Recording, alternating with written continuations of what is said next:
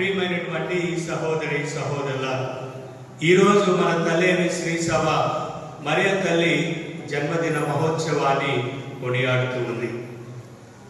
మన కథోలిక సంఘంలో మన శ్రీ సభలో ముఖ్యంగా ముగ్గురు వ్యక్తుల యొక్క జన్మదినాన్ని కొనియాడుతున్నాం.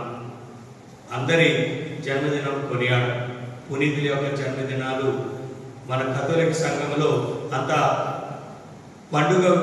పండుగలాగా ఎవరు చేసుకోరు. ముగ్గురు వ్యక్తులు ముఖ్యమైనటువంటి వారు ఎవరంటే, మొట్టమొదటిగా మరియ తల్లి జన్మదినాన్ని కొనియాడుతున్నాం. రెండవ వ్యక్తి మరియ తల్లి ప్రియమైనటువంటి బిడ్డ, మనందరి రక్షకుడు, మనందరి దేవుడు, ఆరాధ్య దైవం క్రీస్తు ప్రభు యొక్క జన్మదినాన్ని కొనియాడతాం. మూడో వ్యక్తి ఎవరో తెలుసా? Praise the lord. బాప్తిస్మ యోహాను జన్మదినాన్ని మన కథోలిక సంఘంలో ఎక్కువగా మహోత్సవంలాగా కొనియాడుతున్నాం. ఈరోజు తల్లి మరియ తల్లి మహోత్సవాన్ని జన్మదినాన్ని కొనియాడుతున్నాం. అదేవిధంగా ఈరోజు మనం సామాన్య 23వ ఆదివారంలో ప్రవేశించాం.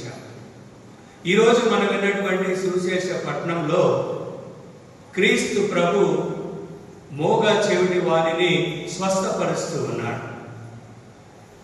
మూగ చెవిటి వారిని తన ఉమ్మును మట్టిలో కలిపి తన చేతులతో తన వేళ్లతో స్పర్శతో నాలుకలో ఆయన వేలు పెట్టి ఆయనను తాకుతూ ఉన్నాడు. ఎఫతా అని పలికారు ప్రభు, అంటే తెరవబడును, నువ్వు మాట్లాడు, దేవుని శక్తితో, దేవుని యొక్క అనుగ్రహంతో, దేవుని యొక్క కృపతో నువ్వు మాట్లాడు, నీకు స్వస్థత కలుగునని ఎఫతా అని ప్రభు పలికారు. ప్రియమైనటువంటి సహోదరులారా, హెలెన్ కిల్లర్ అనేటువంటి ఒక ఆమె మూగది, అదేవిధంగా చెవిటి, మూగతనముతోనూ చెవిటితోనూ అందహీనముగా జన్మించింది. ఆమె రాసినటువంటి పుస్తకంలో the story of my life అనేటువంటి పుస్తకంలో ఆమె యొక్క ఆవేదనను ఈ విధంగా రాసింది. నేను పుట్టుకతోనే మూగదానిలా, చెవిటి వానిలా, అందహీనముగా జన్మించాను. ఇటువంటి పరిస్థితుల్లో సంఘంలో నాకు ప్రత్యేకమైనటువంటి స్థానం లేదు. నా తల్లిదండ్రులు నన్ను ప్రేమించడం లేదు. నా స్నేహితులు నాతో స్నేహం చేయటం లేదు. నేను శారీరకముగా, మానసికముగా సంఘములో ఎటువంటి దేనికి పనికిరాని విధముగా నన్ను పరిగణిస్తూ ఉన్నాను అని ఆవేదన వ్యక్తపరుస్తూ ఉండేది.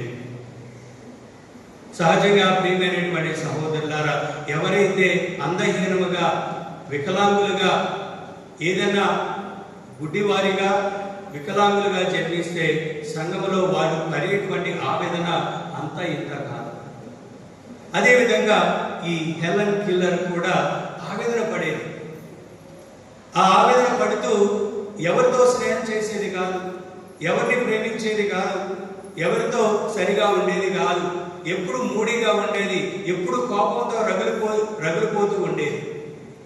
తన యొక్క స్నేహితురాలు పుల్లర్ అనేటువంటి మంచి స్నేహితురాలు, ఆమె ఆలోచించింది, నా స్నేహితురాలిని నేను ఏ విధంగా బాగు చేసుకోవాలి, నా స్నేహితురాలిని నేను స్వస్థపరచుకోవాలి, నా స్నేహితురాలిని నాలాగా అందరూ ప్రేమించే విధంగా, అందరూ ఆమెతో స్నేహం చేసే విధంగా నేను తయారు చేసుకోవాలి అనే ఆలోచనతో ఈ పుల్లర్ అనేటువంటి స్నేహితురాలు ఏం చేసిందంటే, ఈ హెలెన్ కిల్లర్ని పిలిచి తమ రెండు వేళ్లను చేతుల యొక్క వేళ్లను హెలెన్ కిల్లర్ యొక్క నాలుగు మీద పెడుతూ ఈ విధంగా చెప్పింది, నేను మాట్లాడేటప్పుడు నువ్వు నీ యొక్క నాలుకతో స్పర్శ కలిగి ఉండు, నేను మాట్లాడే ప్రతి ఒక్కటి నువ్వు గ్రహించు. నేను మాట్లాడేటువంటి ప్రతి ఒక్క దానిని నువ్వు ఆశ్రయించి శ్రద్ధగా ధ్యానించి స్పర్శ ద్వారా నువ్వు అనుభూతిని పొందు. నేను చెప్పే ప్రతి ఒక్క మాటను నువ్వు శ్రద్ధగా ఆలకించి నేర్చుకో అని ఆమెకు తర్ఫీదిచ్చి ఆమె మాట్లాడే విధంగా చేసింది ప్రియమైనటువంటి సహోదరులారా. Praise the Lord, praise the Lord. అదే విధంగా ఈరోజు క్రీస్తు ప్రభు మనం విన్నటువంటి సువిశేష పట్టణంలో క్రీస్తు ప్రభు మోగా చెవిటి వారిని స్వస్థపరుస్తూ ఉన్నాడు. ఏ విధంగా స్వస్థపరుస్తూ ఉన్నాడంటే ఆయన యొక్క స్పర్శ ద్వారా, ఆయన యొక్క పవిత్రమైనటువంటి హస్తాల ద్వారా ఆయన స్వస్థపరుస్తూ ఉన్నాడు. Praise the Lord, praise the Lord. అదే విధంగా ఈ మోగ చెవిటి వారిని జనులు తీసుకొచ్చారు. చూడండి, గమనించండి. మోగ చెవిటి వారు స్వతగా క్రీస్తు ప్రభు యొక్క శరణను చూచలేదు. క్రీస్తు ప్రభుని ఆయన సొంతగా రాలేదు. ఎవరు తీసుకొచ్చారు? జనులు. దేవుని వాక్యం చెప్తూ ఉంది, యేసు వారిని జనసమూహం నుండి 32వ వచనం చూడండి. అప్పుడు అతడి జనులు మోగ చెవిటి వారిని ఆయన వద్దకు తీసుకుని వచ్చిరి. Praise the Lord. ఆయన యొక్క స్వస్థతకు కారణం ఎవరు? ఆయన మాట్లాడటానికి వినటానికి కారకులు ఎవరంటే జనులు, సంఘం. ప్రియమైనటువంటి సహోదరి సహోదరులారా, మన జీవితంలో కూడా మనం కూడా అనేక మంది మోగవాళ్ళుగా ఉన్నారు, చెవిటి వాళ్ళగా ఉన్నారు, అందహీనంగా ఉన్నారు. అంటే భౌతికంగా కాదు, భౌతికంగా మనం అందరం బాగానే ఉన్నాం. మనం మాట్లాడగలుగుతున్నాం, మనము వినగలుగుతూ ఉన్నాం, మనం చూడగలుగుతూ ఉన్నాం, మనం అందంగా ఉన్నాం, మనం సంతోషంగా ఉన్నాం, మనం ఆరోగ్యంగా ఉన్నాం. దానికి మనం ఎల్లప్పుడూ దేవునికి కృతజ్ఞత తెలపాలి. Praise the Lord, praise the Lord. అదేవిధంగా ప్రియమైనటువంటి సహోదరులారా, ఎవరెవరు క్రీస్తు ప్రభు సన్నిధానానికి తీసుకొచ్చారో కొన్ని విషయాలను దేవుని యొక్క వాక్యం ద్వారా మనం ధ్యానించుకుందాం. అనేక మంది మన బైబిల్ గ్రంథంలో చూసినట్లయితే చాలా మంది ప్రభుని కనుగొని వారితో ఆ అనుభూతిని పొంది వారితోనే ఉంచుకోకుండా ఇతరులు కూడా ఆ అనుభూతిని పొందడానికి, ఇతరులు కూడా క్రీస్తు ప్రభును కనుగొనడానికి, ఇతరులు కూడా క్రీస్తు ప్రభు మహిమను కనుగొనడానికి, ఇతరులు కూడా క్రీస్తు ప్రభు యొక్క శక్తిని పొందడానికి అనేక మంది వారి వారి స్నేహితులను, వారి వారి బంధువులను, ఎవరైతే అనారోగ్యంతో బాధపడుతూ ఉన్నారో, కుష్ఠరోగంతో బాధపడుతూ ఉన్నారో, పక్షవాత రోగంతో బాధపడుతూ ఉన్నారో, గురిటి వారు అనేక మంది జనులు ప్రభు సన్నిధానాన్ని తీసుకొచ్చి ప్రభు యొక్క మేలులను మహిమను పొందినటువంటి వారు చాలా మంది ఉన్నారు. ఈ యోహాను సువార్త 1వ అధ్యాయము 45వ వచనంలో మనం చూసినట్లయితే అక్కడ ఫిలిప్పు అనేటువంటి ఫిలిప్పు నతానీయేలును దర్శించి మోషే ధర్మశాస్త్ర బోధకులు ప్రవక్త ప్రవచనములు చెప్పబడిన వారిని మేము కనుగొని ఉన్నాం. నేను కనుగొన్నాను, నేను నా కనులారా గాంచాను, నేను ఆయన విశ్వసిస్తూ ఉన్నాను, నేను ఆయన నమ్ముతూ ఉన్నాను. మన మోషే ప్రవక్తలు మన గ్రంథంలో చెప్పబడినటువంటి వ్యక్తి గురించి, రక్షకుడు గురించి, మెస్సయ గురించి చెప్పబడినటువంటి విధముగా ఆయన నేను కనుగొన్నాను, వచ్చి చూడు, నువ్వు కూడా వెళ్ళి కనుగొను అని ఫిలిప్పు నతానీయేలు తీసుకురావటం, నతానీయేలు కూడా ప్రభుని విశ్వసించాడు. ప్రియమైనటువంటి సహోదరులారా, praise the Lord, praise the Lord. అదే విధంగా ఫిలిప్పు లాగా మనం కూడా ఇతరులను ఆహ్వానించాలి. నా జీవితంలో దేవుడు అనేకమైనటువంటి మేలు చేశాడు, నా జీవితంలో నేను అనేకమైనటువంటి అద్భుతాలు నేను కనుగొంటూ ఉన్నాను, నా క్రీస్తు ప్రభుని నమ్మిన తర్వాత నన్ను దేవుడు అనేక రకాలుగా ఆస్వాదించాడు అని అనేక మంది కోట్ల మంది కుటుంబ సభ్యులు మన సంఘంలో ఉన్నారు, లేరా? లోం ఉంది ఇక్కడ. Praise the Lord. ప్రియమైనటువంటి సహోదరుల, చేబ్రోలు వాసులు కొంతమంది లోవ తెలిసిన అందరికీ, వారి కుటుంబం అన్యులుగా జన్మించారు. క్రీస్తు ప్రభుని ఎప్పుడైతే వారు విశ్వసించారో ఆమె ఈ ఘంటాపదంగా చెప్తుంది. ఎంత విశ్వాసంతో చెప్తుందో, ఎంత సంతోషంగా చెప్తుందో. మాకు ఏమీ లేదు, మేము కటికి పేదవాళ్ళము, కట్టు బట్టలతో మా స్వగ్రహాన్ని విడిచి చేబ్రోలులో వచ్చి మేము నివాసాన్ని ఏర్పాటు చేసుకున్న తర్వాత యేసులో మేము జ్ఞానస్నానం తీసి యేసును క్రీస్తు ప్రభుని విశ్వసించిన తర్వాత మాకు దేవుడు అనేక వరాలు, అనేక అద్భుతాలు మాకు ఇచ్చారని ఆమె అందరికీ చెప్తుంది, నాకు చెప్తుంది. చూడండి ఎంత సాక్ష్యం. ఆ విధంగా మన జీవితంలో దేవుడు అనేకమైనటువంటి మేలు చేశారా చేయలేదా? ఎంతమంది జీవితంలో ప్రభు మేలు చేశారు? చదువు కదా. దేవునికి కృతజ్ఞత తెలపాలి, దేవుని స్తుతించాలి.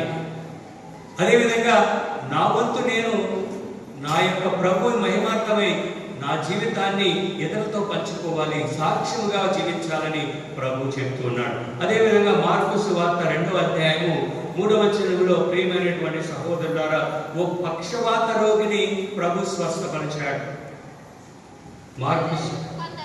కొందరు ఒక పక్షవాత రోగిని నలుగురు సహాయంతో తీసుకొచ్చారు. చూడండి, నలుగురు సహాయంతో ఒక పక్షవాత రోగి క్రీస్తు ప్రభు దగ్గరికి వచ్చాడు, ఆయన స్వస్థపరిచాడు.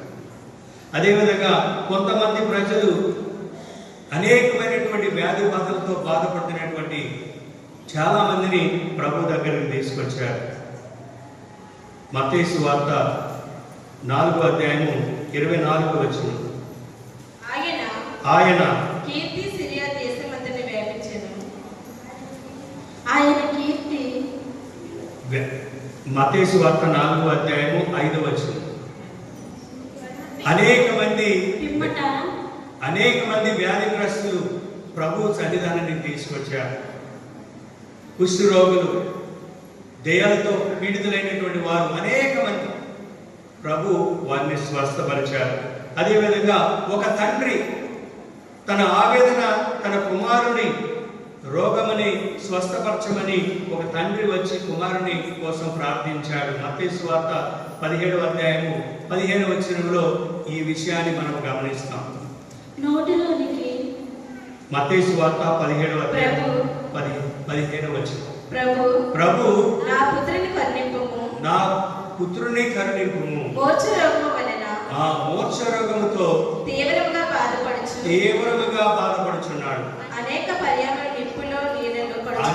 పర్యాయములు నిప్పులోను నీళ్ళలో పడుతూ ఉన్నాడు. నా బిడ్డను స్వస్థపరచు అని ఒక తండ్రి ఆవేదన. అదేవిధంగా ప్రియమైనటువంటి సహోదరులారా, కొంతమంది తల్లిదండ్రులు క్రీస్తు ప్రభు చిన్నపిల్లలను తీసుకువచ్చి దీవించమని అడిగారు. ఈ విధంగా మనము బైబిల్ వాక్యంలో మనం గమనిస్తే ప్రియమైనటువంటి సహోదరులారా, అనేక మంది వారి యొక్క విశ్వాసాన్ని బట్టి, సంఘ విశ్వాసాన్ని బట్టి, తల్లిదండ్రుల విశ్వాసాన్ని బట్టి, కొంతమంది వ్యక్తుల యొక్క విశ్వాసాన్ని బట్టి అనేక రకాలైనటువంటి వ్యాధి బాధలు క్రీస్తు ప్రభు స్వస్థపరిచారు. వారి యొక్క మధ్యస్థ ప్రార్థన ద్వారా, వారి యొక్క మధ్యస్థ విషయాల ద్వారా ప్రభు వారికి స్వస్థతను దయచేశారు. అదేవిధంగా మన జీవితం కూడా అనేక మందిని మనం ఆహ్వానించాలి. మన ద్వారా అనేక మంది జీవితాల్లో ప్రభు అనేకమైనటువంటి మేలులు చేయాలని మనం ప్రయత్నించాలి.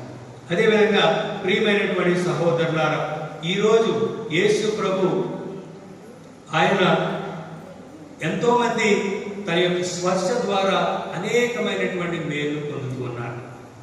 మనం కూడా ప్రార్థన చేయాలి. ప్రభువా, నన్ను తాకు, నా కనులను తాకు, నా యొక్క నాలుకను తాకు, నా యొక్క ప్రతి ఒక్క అవయవాన్ని నీ స్పర్శ ద్వారా తాకి నన్ను స్వస్థపరిచేయాలి. మనం ప్రత్యేకంగా ప్రార్థన చేద్దాం. ప్రియమైనటువంటి సహోదరి సహోదరులారా, క్రీస్తు ప్రభు స్పర్శ ద్వారా అనేక మంది స్వస్థపడ్డారు. అనేక మంది మొట్టమొదటిగా మన బైబిల్ గ్రంథంలో చూసినట్లయితే పేతురు గారి యొక్క అత్త జ్వరంతో బాధపడుతున్నప్పుడు ఆయనను వారి యొక్క గృహానికి ఆహ్వానించినప్పుడు క్రీస్తు ప్రభు ఆమె చెయ్యి తాకగానే, చెయ్యి పట్టుకోగానే ఆమె స్వస్థురాలైంది. మత్తయి సువార్త 8వ అధ్యాయము 15వ వచనంలో ఈ యొక్క విషయాన్ని చూస్తాం. క్రీస్తు ప్రభు పేతురు యొక్క అత్తగారిని తాకి స్వస్థపరిచారు. ఆమె చేతిని తాకినంతగానే జ్వరము ఆమెను వీడిపోయేను. Praise the lord. మనలో కూడా క్రీస్తు ప్రభు తాకితే మనం స్వస్థపడతాం. అనేకమైనటువంటి విష జ్వరాలతో మనం బాధపడుతూ ఉన్నాం.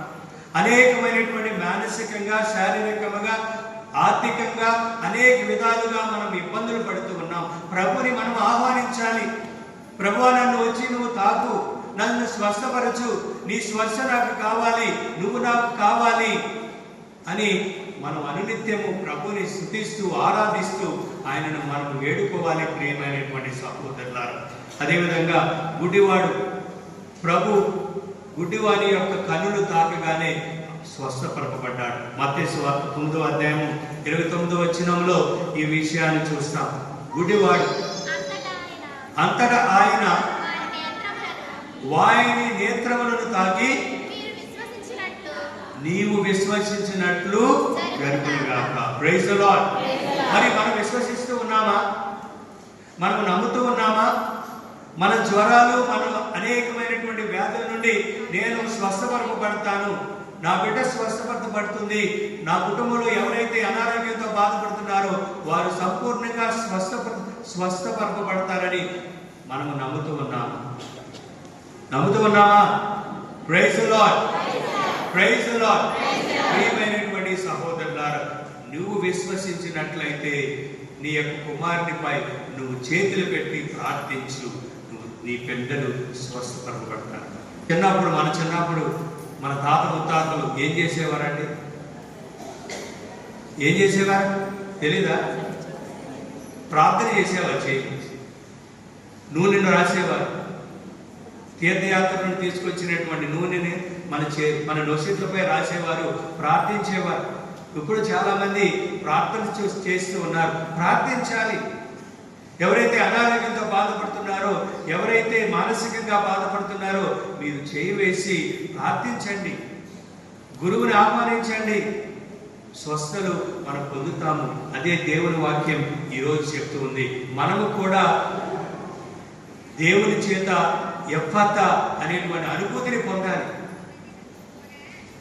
ఆ మూగ చెవిటి వాడు ఏ విధంగా అనుభూతిని పొందాడో, ఎఫ్ఫతా అని ప్రభు తెరవమని స్వస్థపరపబడి ఆయన ఏ విధంగా ఆయన పలికాడో మన జీవితంలో కూడా మనము ఆ యొక్క ఎఫ్ఫతా అనుభూతిని పొందాలి. ప్రియమైనటువంటి సహోదరులారా, అదేవిధంగా కుష్ఠ రోగిని కూడా ప్రభు స్వస్థపరిచాడు. మార్కు సువార్త 1వ అధ్యాయము 41వ వచనంలో, మార్కు సువార్త 1వ అధ్యాయము 41వ వచనంలో ప్రభు యేసు జాలిపడి చెయ్యి చాచి వానిని తాకి ఆకిష్టమే నువ్వు శుద్ధి పొందుము. Praise the lord.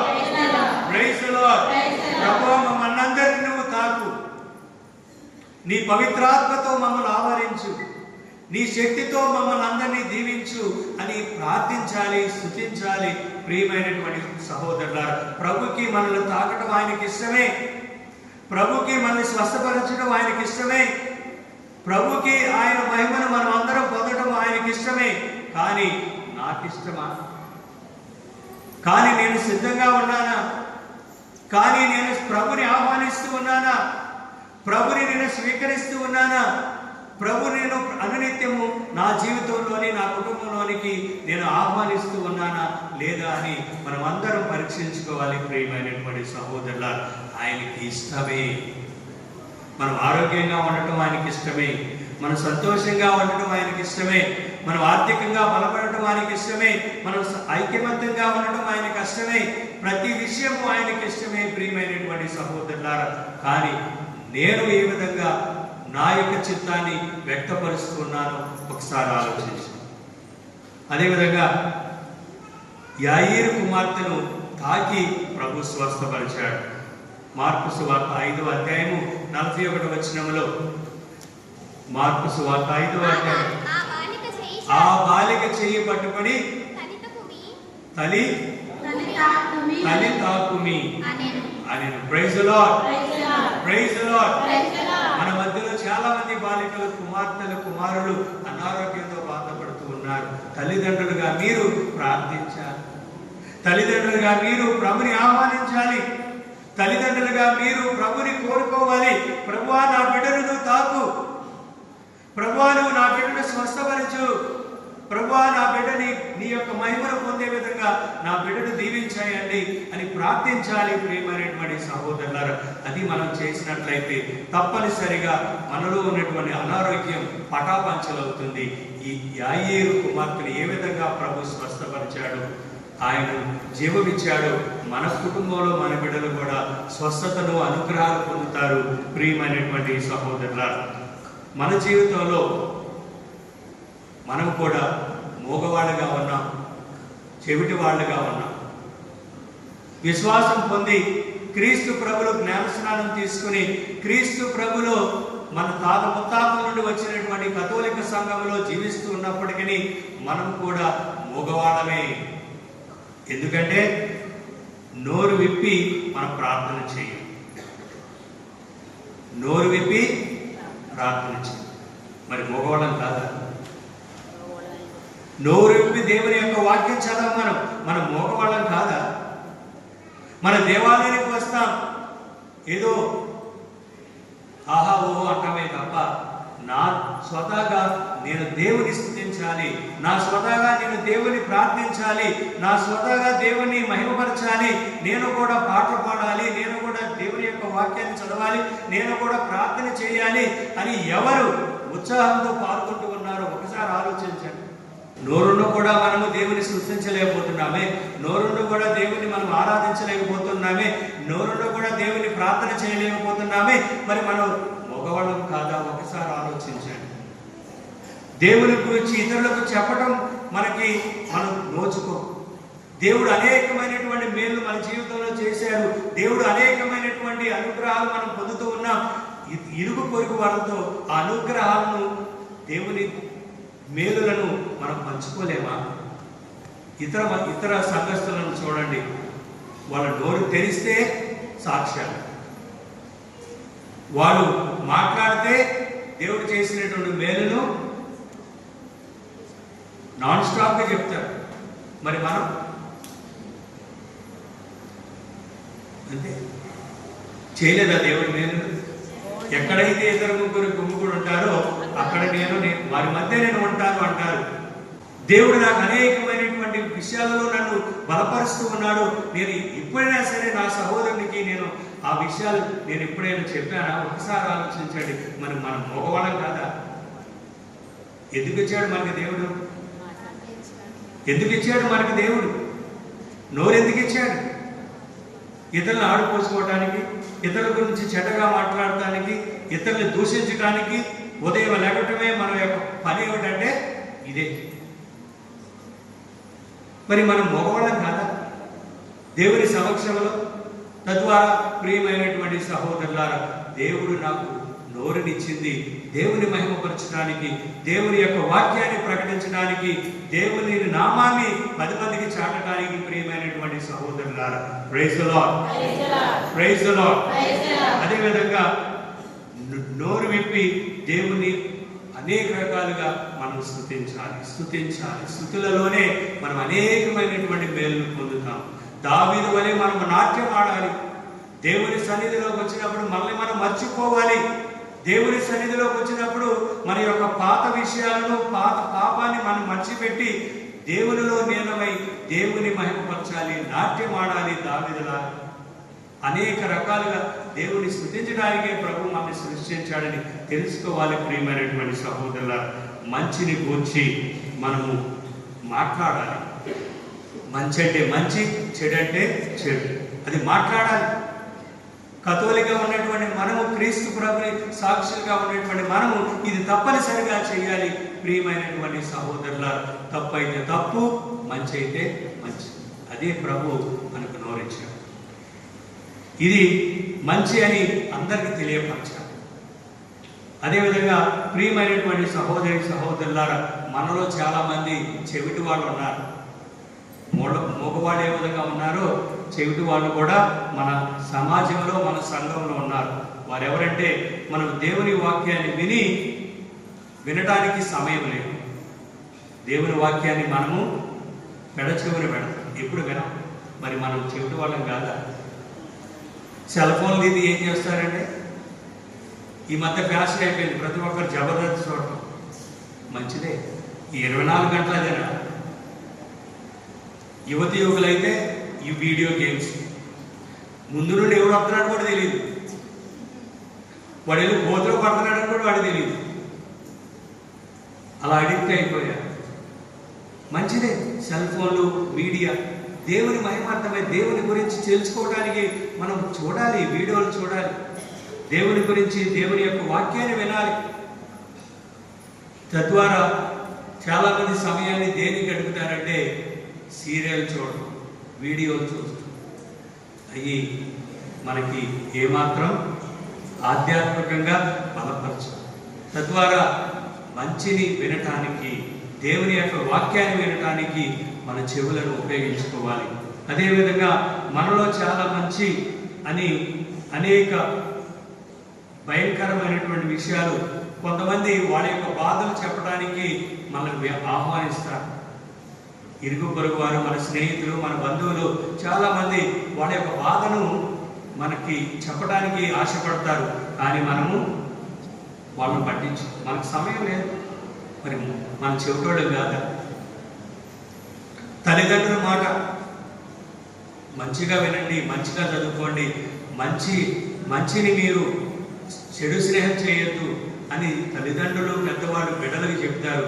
కానీ చాలామంది పిల్లలు చెవిటివాడు, వాళ్ళ యొక్క మాటను ఎవరు వినరు, మంచిని వినరు. ఏదైనా మంచి చెప్పినా చెడుకు అర్థం చేసుకుంటారు ఈరోజు సమాజం. తద్వారా ప్రియమైనటువంటి సహోదరులారా, మనమందరము ప్రభు ఇచ్చినటువంటి ఈ యొక్క అనుగ్రహాలను మనం స్వీకరించి దేవుని స్తుతించడానికి మనం జీవించాలి. మన యొక్క ఆధ్యాత్మిక మూగ చెవిటి కారణాలు, ఇటువన్నిటికీ కారణాలు ఏమిటంటే, మొట్టమొదటిది మన పాపం. మన పాపం ద్వారా మనం మూగవాళ్ళు అవుతున్నాం, మన పాపం ద్వారా మనం చెవిటి వాళ్ళు అవుతున్నాం. సైతాను యొక్క శోధనలో పడి సైతాను యొక్క బానిసలు అవుతున్నాం కాబట్టి మనం మూగవాళ్ళు అవుతున్నాం, చెవిటి వాళ్ళు. తద్వారా అనునిత్యము ప్రభువా నన్ను తాకు, నా నోరుని తాకు, నా చెవులను తాకు, నా కళ్ళను తాకు అని స్వస్థపరచుకోవాలి. ప్రతి ఒక్కరూ స్లేవకృతి వేసుకోవాలి. దేవుని యొక్క వాక్యాన్ని మనం చదివినప్పుడు మన నుసుటి మీద ఎందుకని, మన పెదవుల మీద ఎందుకని స్లేవకృతి వేసుకుంటున్నాం? ప్రభు యొక్క నా పెదవులను తాకి నా యొక్క పెదవులను ఆశీర్వదించు, నేను విన్నటువంటి వాక్యాన్ని బోధించే విధంగా నాకు నీ స్వస్థతను దయచేయమని మనం నొసటి మీద స్లేవకృతి తీసుకుంటాం. మన పెదవుల మీద, నొసటి మీద స్లేవకృతి తీసుకుంటాం. విన్నప్పుడు దానిని అర్థం చేసుకునే విధంగా ఆశీర్వదించు. అదేవిధంగా హృదయంలో మనం స్లేవకృతుకున్నాం. విన్నదాన్ని నా హృదయంలో పదిలపరుచుకుని నా అనుదిన జీవితంలో పాటించే విధంగా ఆశీర్వదించని ప్రతి ఒక్కరూ మన స్లేవకృతు వేసుకోవాలి.